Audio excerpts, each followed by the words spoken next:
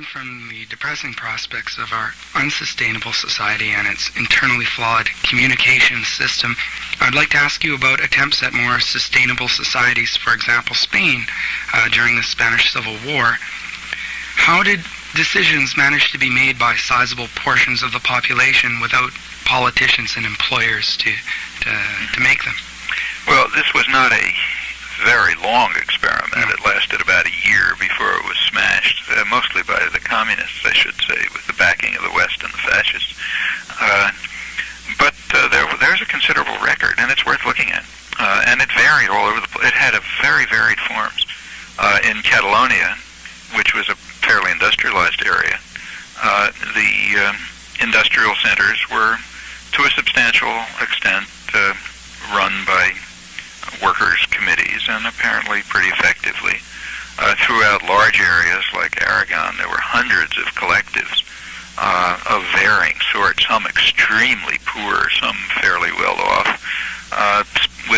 They developed, again, mostly local committees in one or another form. Federations were set up among them.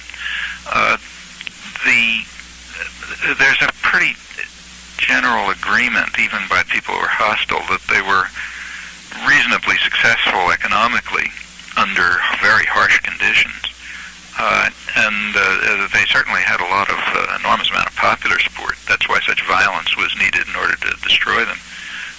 There's a lot of documents from the collectives themselves. For a long time they were only in Spanish and French. I wrote about this about, 35 years ago, I guess, and then I could only use the original documents, which I'd picked up when I was a kid at the time, in around 1940. But by now the documents have been published, even in English. There's a book on workers' collectives in Spain, which is just documents from the collectives themselves, edited by Sam Dalgoff a couple of years ago. And there's a pretty good literature on it from many points of view. A lot of people think it was terrible, a lot of people like it. But a lot of different things were tried. They were basically participatory and peasant and worker committees of one sort or another, with federal structures being evolved. But it was in the midst of a war, and a lot of the anarchist leadership just joined the government, either for power reasons or because they felt it was necessary to fight the war first, which led to lots of conflict. Many of the anarchist writers, like Vernon Richards is a famous one, British anarchist, were bitterly critical of this right at the beginning and said it would destroy the revolution. And, can go on and on, but it was a complicated period, and it's hard to know whether it proves that a more democratic society could run, but it's interesting evidence. It's probably the major example of an anarchist success. Right. So would you go so far as to say that one of the important mistakes we learned, or we could learn from the Spanish Civil War, was not to give up the bottom-up decision-making structures when you need or feel the need for more efficiency? Well, I don't think that more efficiency was the issue, because they were pretty efficient. The question was defense against fascism. The question was, do we fight the war or do we fight the revolution? That was the real question that people were facing. And one point of view was, well, you fight the war by fighting the revolution. So one of the leading anarchists, who was in fact murdered probably by the communists, an Italian anarchist, Camillo Berneri, who was in Spain, his position, which I thought was pretty sensible, frankly, although a lot of others don't, was that the way to fight the war against Franco was not by relying on Russia and big armies and so on and so forth, but rather by a guerrilla struggle in Spain and a political struggle in North Africa. Now that was quite crucial, because Franco's armies were brought over from North Africa. They were Moroccan mercenaries to a large extent.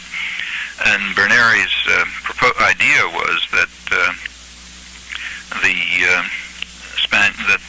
Spanish left should try to make common cause with these very people who were fighting against colonialism in their own countries. Remember, North Africa was colonized at that time.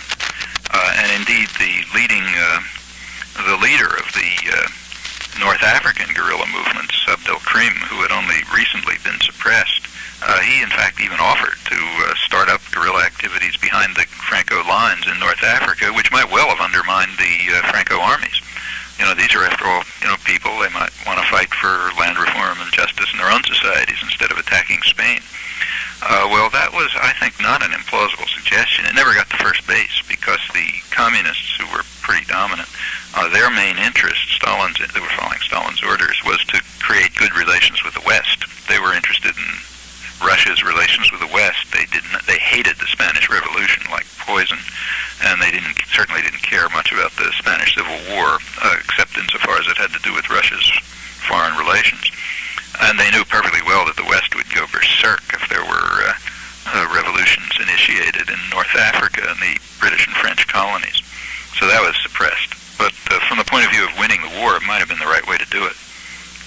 So fighting the war and fighting the revolution are not necessarily opposing choices, but they're complicated choices, and I don't think one can be glib about it. It's easy to talk from here. They were right in the middle of it. Yeah, we have the opportunity. Now we can sort of say, yeah, here's what you should have done, but when you got people shooting at you, you don't have those choices. No doubt. Jumping ahead 30 years to the 60s,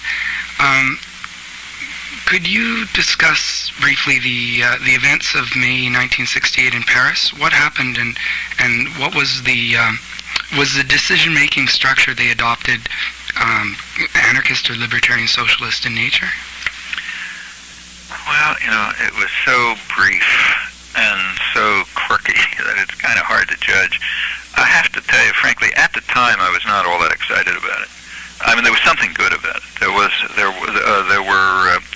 efforts by workers and by students to sort of, take control of their own affairs, and that part's to the good. But there was an awful lot of play acting, in my opinion, and posturing, and it was suppressed very quickly, with the assistance of the Communist Party, as usual.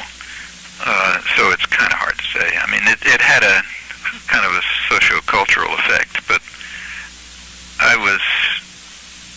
maybe my judgment was wrong, I don't know. But my own judgment was, I wasn't all that excited about all the 68 events, that was kind of like the freaky side of the movement in many ways. Had good features, but I thought a lot of negative ones too. I'm not familiar with the negative side. From what I understand, the students had gathered together and attempted a form of collective decision-making, whereas anybody could address the... Yeah, that part's nice, but it was a lot of it was very personalized. Let's make love and smoke pot and listen to music and everybody will be happy. Well, that's not the way things work. No, that's a caricature. It lacked a work ethic? In other words, work ethic is a very serious matter. I mean, I'm not opposed to the work ethic. In fact, I think here I disagree with a lot of people. But in my view, one of the most wonderful things in a person's life is the opportunity to do constructive, creative work. Right. Here, I really go along with classical liberalism, which held that a person's basic needs are to inquire and create and discover and produce on your own terms, of course, not under order, not under command, but out of your own initiative. So I think that all of that, I think that's great. If people had a chance to work, I think they'd love it. Right. The work means something you do out of love, not out of need or under command. But it was too mixed up with there was the exaltation of personal freedom. Personal self-indulgence. That was a large part of it. I don't want to exaggerate. I mean, it was a very mixed and complicated thing with many different aspects. Some of which I thought were okay, some not, and it was over so fast. It was, it's hard to make a judgment